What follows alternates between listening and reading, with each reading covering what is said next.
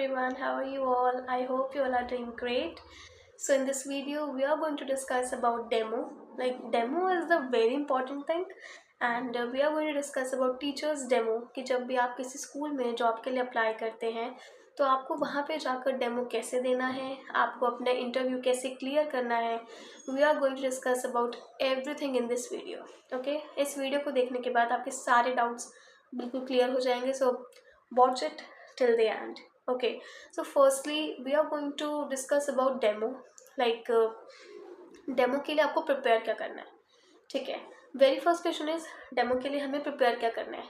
आप पहले आपको ये चीज़ देखनी है कि आप किस क्लास की टीचर हैं आप. So the very first thing जो आपको देखनी है कि आप टीचर कौन सी क्लास की हैं. आप प्री प्राइमरी की टीचर हैं या प्राइमरी की टीचर हैं. अगर आप प्री प्राइमरी की टीचर हैं तो आप उसके अकॉर्डिंग अपने टॉपिक्स को प्रिपेयर करेंगे डेमो के लिए, और अगर आप प्राइमरी की टीचर हैं तो आप उसके लिए उस अकॉर्डिंग प्रिपेयर करेंगे. अगर आप प्री प्राइमरी की टीचर हैं तो आपको थोड़े बेसिक टॉपिक्स को प्रिपेयर करना है, जैसे फोनिक्स हो गई और जैसे कि काउंटिंग हो गई और कुछ ऐसी एक्टिविटीज़ जो आप उस टाइम पे बिल्कुल शॉर्ट टाइम पे करा सकें, या फिर कोई स्टोरी टेलिंग होगी. स्टोरी टेलिंग प्रिपेयर करें इंग्लिश में ही, क्योंकि अगर आप हिंदी में सुनाएंगे तो वो आपको स्पेशली बोलेंगे कि मैम आप इंग्लिश में सुनाओ.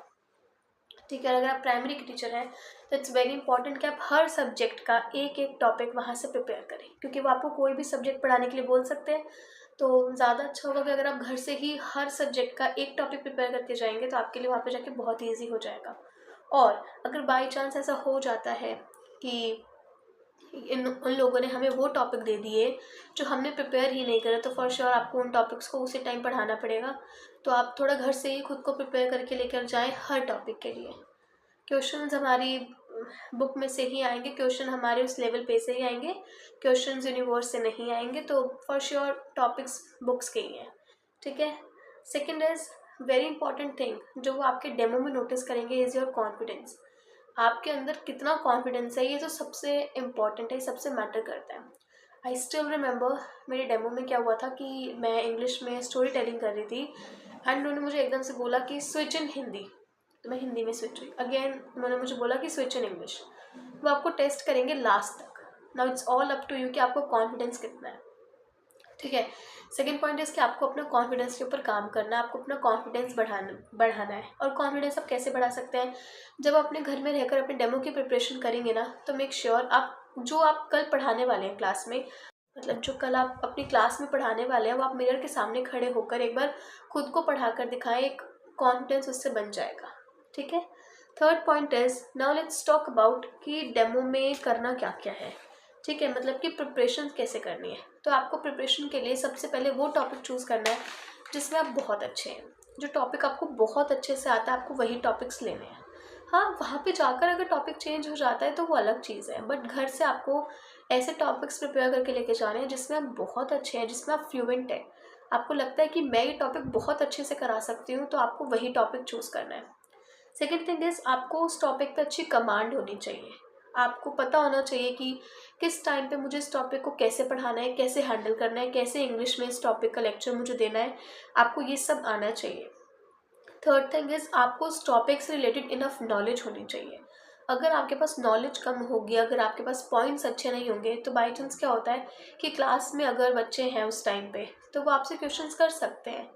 देन आपको आंसर उनको करना ही पड़ेगा. तो इट्स बेटर कि आपके पास जिस टॉपिक को आप पढ़ा रहे हैं उसकी इनफ नॉलेज हो.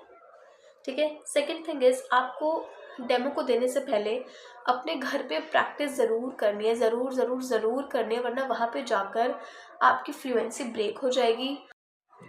अगर आप घर से प्रिपरेशन नहीं करके जाएंगे तो अपनी टीचर के साथ आई कांटेक्ट नहीं बना पाएंगे, क्योंकि वो भी आपसे क्वेश्चंस कर सकती है. अगर उस टाइम पे क्लास में बच्चे प्रेजेंट नहीं होंगे ना, तो फॉर श्योर टीचर आपसे क्वेश्चंस करेगी.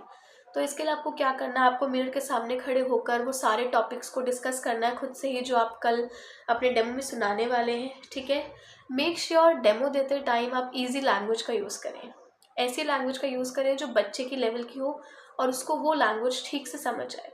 अगर आप बहुत मुश्किल वर्ड्स का यूज़ करेंगे, अगर आप बहुत ऐसे वर्ड्स का यूज़ करेंगे जो बच्चों ने अभी तक सीखे ही नहीं हैं, सुने ही नहीं हैं, तो वो उस टाइम पे आपके साथ जो है कोऑर्डिनेट नहीं कर पाएंगे. They will not understand anything what you are saying. So it's very important कि आप अपनी क्लास में अपने डेमो देते टाइम बहुत ही ईजी वर्ड्स का यूज़ करें.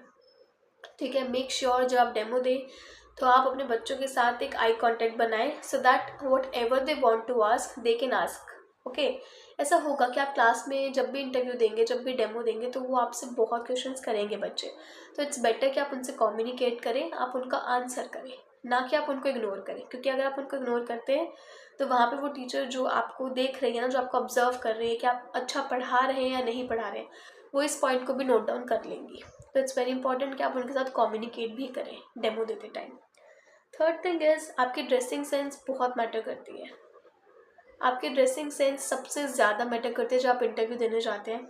अगर मैं एक बेस्ट ड्रेसिंग सेंस के बारे में बताऊं, जितनी अभी तक मैंने अपने इंटरव्यू में पहनी है इसकी, आप एक बिल्कुल नॉर्मल सा सूट पहन के जाएं।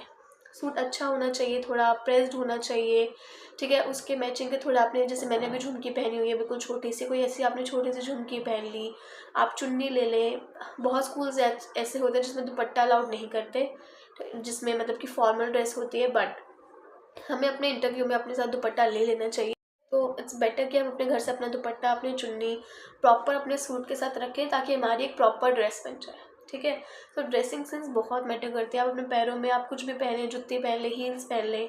प्री प्राइमरी के बच्चों के साथ हील्स पहन के काम करना इज़ वेरी हार्ड, तो इट्स बेटर कि आप जूती पहन लें या फिर अपनी बेली पहन लें, सबसे अच्छा रहेगा आपके लिए ड्रेसिंग सेंस में, ठीक है।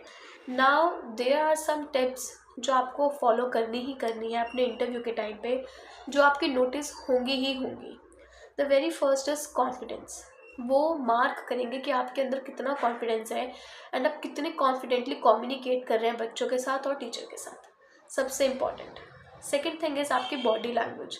कहीं ऐसा तो नहीं है कि बच्चों को पढ़ाते टाइम आपकी बॉडी शेक हो रही है, कहीं ऐसा तो नहीं है कि आप बहुत ज़्यादा नर्वस हो रहे हो।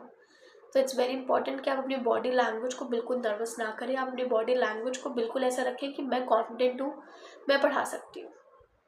थर्ड इज़ आपको इजी वर्ड्स का यूज़ करना है अपने बच्चों के साथ कम्युनिकेट करते हुए और उनको लेक्चर देते हुए। फोर्थ इज़ जो टॉपिक का जो इंट्रोडक्शन है ना, वो पॉइंट्स में होना चाहिए। ऐसा ना हो कि आप बड़ा बड़ा लेक्चर दे रहे हैं क्लास में, बड़े बड़े लेक्चर आपने दे दिए एंड ना ओके बाय हो गया।